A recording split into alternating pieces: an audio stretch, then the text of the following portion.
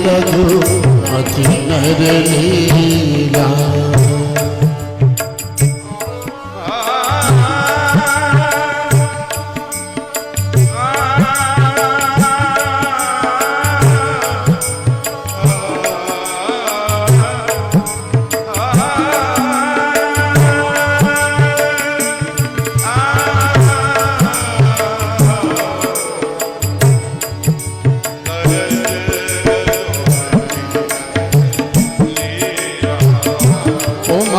करत रघुपति नर लीला।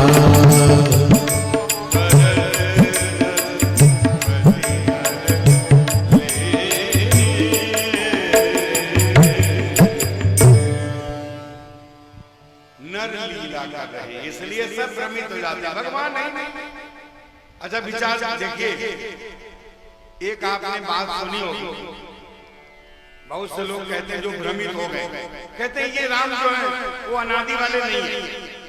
फिर आपको दोहा कौन सा सुनाएंगे, भटके हुए लोग।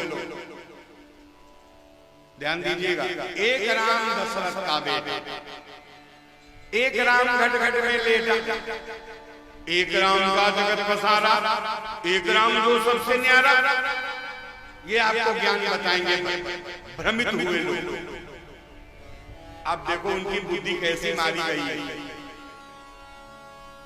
एक राम दशरथ का बेटा, एक राम घट घट में लेटा, एक राम का जगत पसारा, एक राम जो सबसे न्यारा। तो भ्रमित लोग अहंकारी होते हैं। भाई यदि भ्रम हट जाए तो अहंकार काहे को आएगा? अहंकार तभी आता है जब जीव अज्ञानी होता है।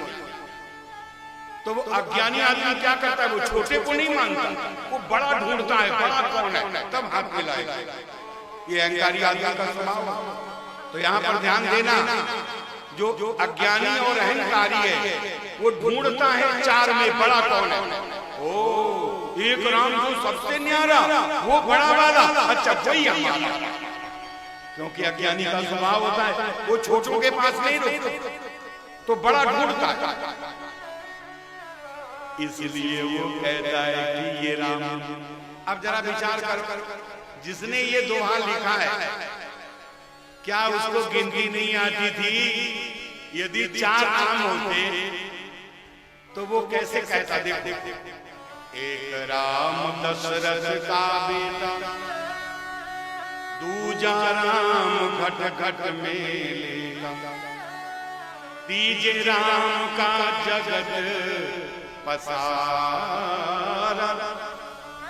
चौथा राम जो सबसे। तो बताओ जरा कि क्या जिसने ये दोहा लिखा उसको गिनती नहीं आती?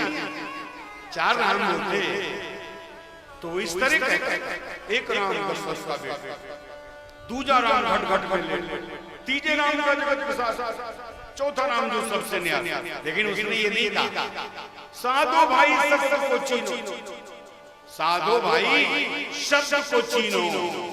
संतों के शब्द बड़े गूढ़ होते हैं। वो उसने क्या लिखा? एक राम दशरथ का बेटा, एक राम घट घट में लेटा, एक राम का जगत पसारा, एक राम जो सबसे। अब जरा विचार करो, मिटने वाली चीजों को मिटा दो तो सवाल लगाओ बचता क्या? तो पहले यहाँ आइए, एक राम दशरथ का बेटा, तो कौन मिटेगा? दशरथ मिटाओ, एक राम बचा। एक राम घट घट में लेटा, घट मिटेगा, घट माने हृदय, ये मिटेगा, इसको मिटा। एक राम का जगत पसारा, जगत मिटेगा, जगत को हटाओ। एक राम एक राम एक राम एक राम, एक ही राम बचा। सवाल लगा के देख। तो भैया मेरे कहीं से भी सवाल लगा। उधर शंकर जी क्या कह रहे हैं? सब पर परम प्रकाशक जोई, राम अनादि लेकिन अवध पति सोई। इस समय अयोध्या में आए, यानी संकेत कर रहे हैं कि वो राम और अयोध्या वाले राम एक ही है, भ्रमित होने की जरूरत नहीं। गुरु नानक जी क्या कहते हैं, सिख भी भटक गए। गुरु नानक जी क्या कहते हैं, विपदा में सब तर गए, कोई न निभयो साथ,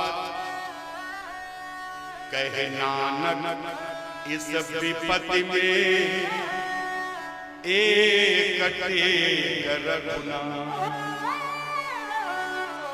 अब जरा यहां ध्यान देना, शब्द को ध्यान दो। गुरु नानक जी कह रहे हैं पार पुरुष का दासा, मैं तो पार पुरुष का दासा। और फिर दोबारा क्या कह रहे हैं, एक रघुनाथ। अब रघुनाथ शब्द का प्रयोग किया, राम का नहीं। रघुनाथ माने जो रघुकुल में आए, यानी गुरु नानक जी अपनी वाणी से संकेत कर रहे हैं कि हे संसार वालों, भ्रमित मत होना, वो पार पुरुष का जो राम है वही रघुनाथ है। लेकिन फिर भी भटक गए, क्यों? न वाणी पढ़ते हैं, न वाणी का अर्थ निकालते हैं, न समझने का प्रयास करते हैं, अज्ञान और अहंकार में। तो भैया मेरे, कहीं भटकने की जरूरत नहीं है। शंकर जी की साक्षी मानो, निर्द्वंद होके संसार राम भजा सोई जीता जग। तो माता ने जब कथा